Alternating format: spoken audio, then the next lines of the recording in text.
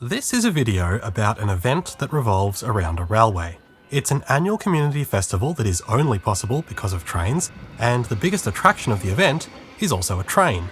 I'm talking, of course, about the Hurstbridge Wattle Festival, which has been held every year since 2004, except for a 2-year window where it wasn't, and over those 21 years it's become an enormously successful example of a community-run celebration centred around a railway. In this video, I'm going to talk a bit about why this festival would be physically impossible without trains, and we're also going to have a look at the history of this event from the railway perspective.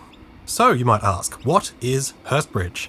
It's a town of 3,500 people in the Diamond Valley, 38 kilometres by rail from central Melbourne, or 28 kilometres as the crow flies.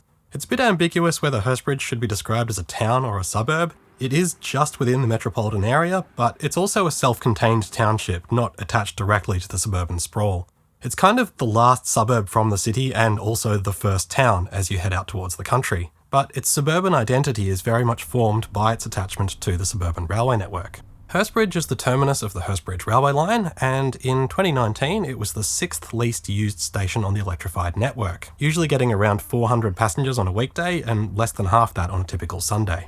The Wattle Festival is held on the last Sunday in August each year, which is also the last weekend of winter, and the festival is a bit of a celebration of emergence into springtime. The weather is often really nice, except when it isn't, and the valley is alive with splashes of bright yellow created by flowering wattle trees, from which the festival takes its name. The festival's central attraction is a visit from a steam train, which runs out from the city in the morning, then proceeds to spend the whole day running a series of 45-minute shuttle trips to Eltham and return for festival goers.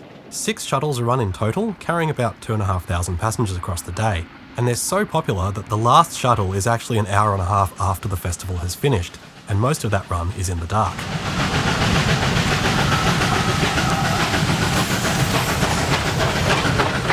Just a quick content warning, for the next 2.5 minutes there aren't going to be any trains on screen, at all.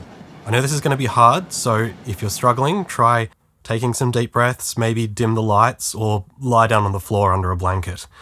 Okay, ready? Here we go.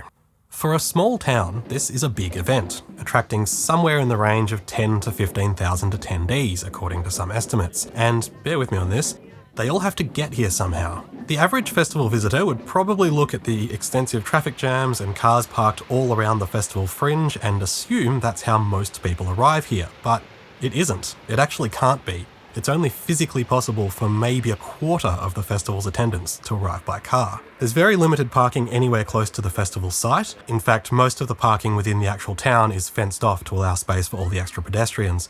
So what happens is that people very quickly start parking back along the main road, from my observations stretching at least 1,200 metres from the town centre.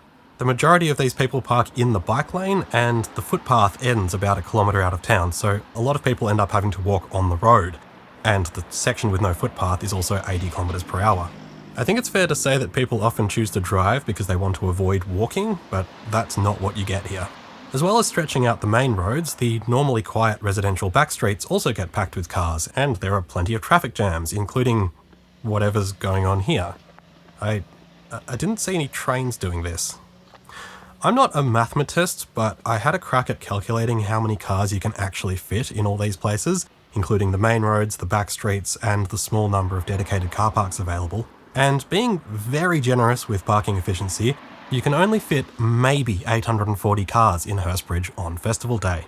And saying in Hurstbridge might be stretching it a bit, considering some of these cars will be parked over 1 kilometre away. Assuming a high percentage of families, we'll go with an unusually high average of 3 people per vehicle, and that gives us an absolute maximum of 2,520 people arriving by car, which is only 16 to 25% of the estimated festival crowd. By the way, if you want to see my working for all this, it's down in the video description. There would be some car parks getting used multiple times throughout the day, but I actually don't think the turnover is very high. Once people have claimed a good spot, they tend to make the most of it, and any random parks that do become available later in the day aren't going to be easy to find. So, despite all the chaos, driving to the festival is actually a pretty uncommon choice. So let's look at the other options. I think it's fair to say that the bulk of Hurstbridge's 3,500 residents attend the festival, and most of them would be arriving on foot or maybe cycling.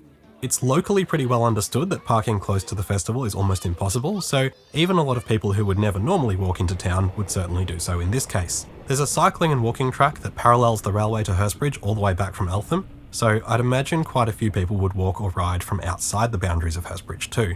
I'm going to guess that the overall walking/cycling number would have to be somewhere around 3,000. The steam train brings in around 400 people from the city, but that pales into insignificance compared to the people arriving on the regular electric trains. There are 6 arrivals between 10 AM and 1:15 PM, when I'm assuming most people would arrive, and those trains always look very full. I don't have access to that kind of data, but we can make some guesses. The trains are all 6-car Extrapolis sets, which have a crush load capacity of nearly 1,400 people. The festival loading includes a lot of families with prams and a lot of people who aren't regular public transport users, so it's not going to be the most efficient use of space, but I think there'd have to be close to 1,000 people on most of these trains. And while arriving passenger numbers would obviously drop off as festival closing time approaches, there are well above average loads later in the afternoon too. All up, we're looking at something like 6,000 to 7,000 people arriving by rail. So going by my estimates, if you've got 2,500 people driving, 3,000 walking, and say 6,500 by train, that's 12,000 people, still 3,000 short of the maximum estimate. It's possible some of that number could be added to the modes which still have capacity to spare, most likely the trains, but there is one more transport option that we haven't looked at yet. The festival itself operates a series of free shuttle buses, but they're very hard to find information on. I've never seen them advertised anywhere and only knew they existed because I just saw the buses one year. I went to the festival website to find some more details on this, and initially I thought the site didn't mention transport at all. Eventually I discovered if you go to Festival Program, then open this PDF, it mentions a free bus running from Diamond Creek, Wattle Glen and Mernda every 15 to 30 minutes. Then I spotted this QR code promising a timetable. That just led back to the previous page, which still nothing about transport, but for some reason I tried scrolling down, and down, and down. Hey, getting to the festival. So this is the first place they actually mention that there's no parking and you should consider options other than driving. Although the wording of the suggestions is still very driving heavy, just handballing the problem further down the line. We can now see that Diamond Creek bus apparently runs every 10 minutes, not 15, but the Mernda one is only every 30. These two options are two different wordings of the same thing, catch the train, and then they do at least mention the bike track. Down here, the Diamond Creek bus is back to 15 minutes again, but Wattle Glen is every 30. Wattle Glen is on the route from Diamond Creek, so does the Diamond Creek bus not stop there? Up here it says it does. Times are approximate and may vary due to traffic. Interesting, as no running times are actually shown. Also, it doesn't say when the last buses are in the afternoon. Anyway, despite all this, from my observations the buses do appear to run fairly frequently, even if there's no real way of knowing the departure times. And I'm told they were reasonably busy in the morning at least. It'd be great if the festival could make transport a much clearer and more prominent part of the website in the future, then maybe we could avoid some of this. Ironically, the Diamond Creek bus actually runs along an existing public transport bus route, the 343 from Greensborough, but because we don't take buses seriously in this state, the 343 doesn't run on Sundays, and they absolutely don't make exceptions for special events, so no 343 on Hurstbridge's busiest day of the year. You probably get my point, but during this event, the local road system is basically on its knees. Through traffic is severely limited, parking quickly becomes almost impossible, and a lot of the traffic that is moving is just people driving in and then out again when they realise they can't park. The capacity here is pretty absolute. It's debatable whether you could get even 100 more people in by road once the festival started. To be clear, I'm not saying more parking needs to be provided, I'm saying that private road transport just doesn't work for this kind of thing. Hurstbridge also sits in a bit of an unusual context, where it is the absolute end of public transport in the valley. There are no bus routes of any kind continuing on to the small towns further out, like St Andrews, Panton Hill and Arthur's Creek. This is their local festival too, and they have no choice but to drive to it. This is probably a topic for another day, but I would love to see a regular bus route beyond Hurstbridge sometime in the future. Maybe it could even run on a Sunday. In complete contrast to the road system collapse, this is pretty much just another day for the railway. Despite carrying something like 4,000% more passengers than a normal Sunday, nothing special is required to handle it. The line just runs to a normal Sunday timetable with normal length trains. And it's not even that many trains. Outside weekday peak hours, trains run to a 40-minute frequency on the Hurstbridge line beyond Eltham. It's not far off a minimum mainline railway. It's single track with one long crossing loop between Diamond Creek and Wattle Glen. The off-peak timetable involves trains passing at Eltham, then just a single train in the section out to Hurstbridge and back. During the weekday peak, this is doubled, with trains crossing at Diamond Creek for a 20-minute frequency. In an ideal world, you would run trains every 20 minutes on Wattle Festival Day. The demand is certainly there, but ironically, it's the one Sunday of the year where you can't run extra trains. because that second path is taken up by the steam shuttles. The normal pattern is that the shuttle departs Hurstbridge, crosses a regular service at Diamond Creek, then heads to Eltham and back, passes the same train coming back through Diamond Creek, then returns to Hurstbridge. It then shunts to the yard and allows another train to come and go, allowing for the shuttle's relatively long loading and unloading times. I'm not suggesting the shuttles shouldn't run because they take up that path. For one thing, without the steam train, the festival would be way less busy, and for another, Metro would never put on extra trains for an event like this anyway. But despite all that, the suburban trains do remain an enormously effective tool for moving people on festival day, and unlike the roads, which are pretty much at their physical limit, you could definitely get at least a couple of hundred more people on most of the trains arriving throughout the day without any real issue. While putting more trains on for the festival isn't currently an option, a really easy win would be just running the 343 on Wattle Day, ideally at like 10-minute intervals. But again, just not the sort of thing we do here. Something else that makes Hurstbridge really well suited to hosting this event is that the station is right in the middle of town, which is also the middle of the festival. This railway opened in 1912 at a time when nobody had a car, and the station was positioned so people could walk to and from it.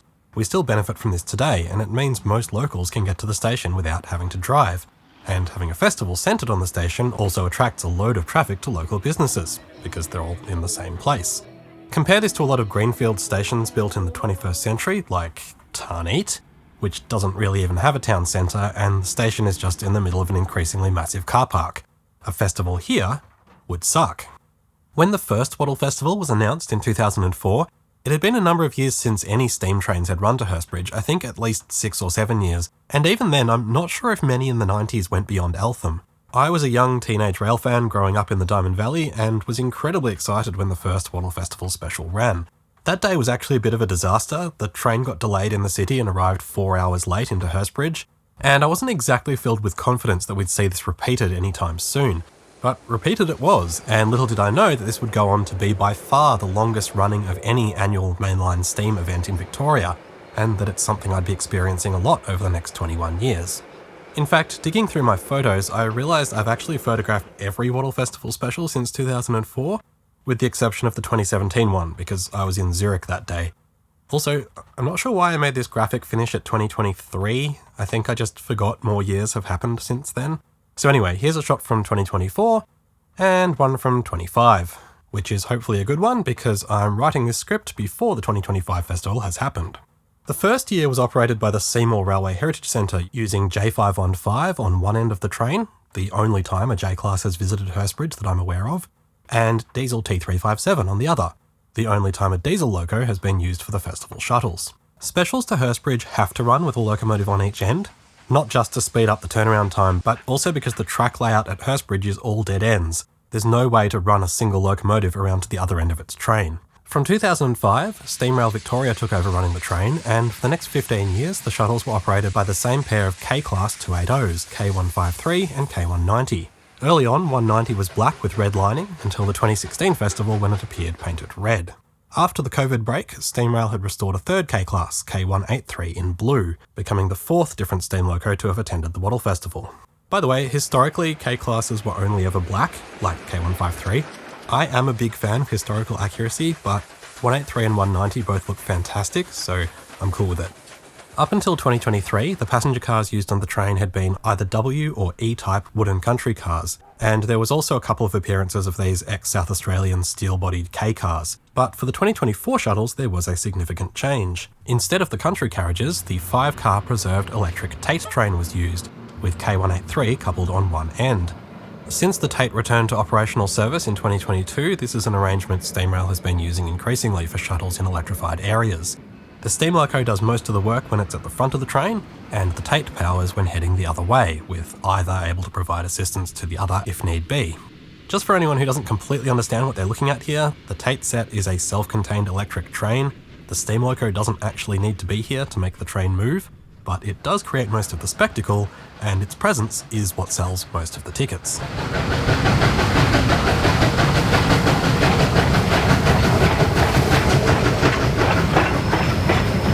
While a lot of people automatically equate steam with history, the electric Tate cars actually have a much stronger historical connection to the Hurstbridge line than any of these steam locos do.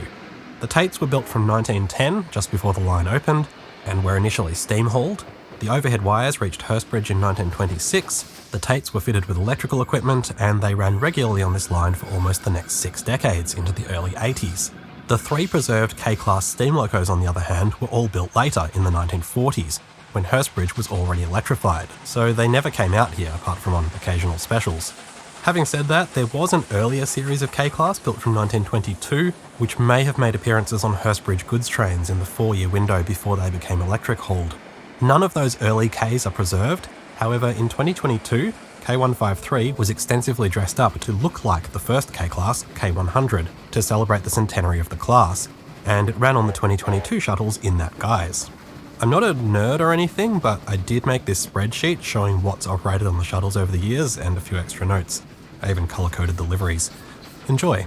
While the Wattle Festival has been a thing of the 21st century, I believe the concept was actually inspired by an event much earlier, in 1912 in fact. This happened just a couple of months after the railway opened, and wasn't actually a festival, but a special train was run from the city to celebrate National Wattle Day, which is held on the 1st of September. The train brought 980 people from the city to come and admire the wattle flowers in the Diamond Valley, with passengers under strict instructions to only pick as much wattle as they could wear on their person.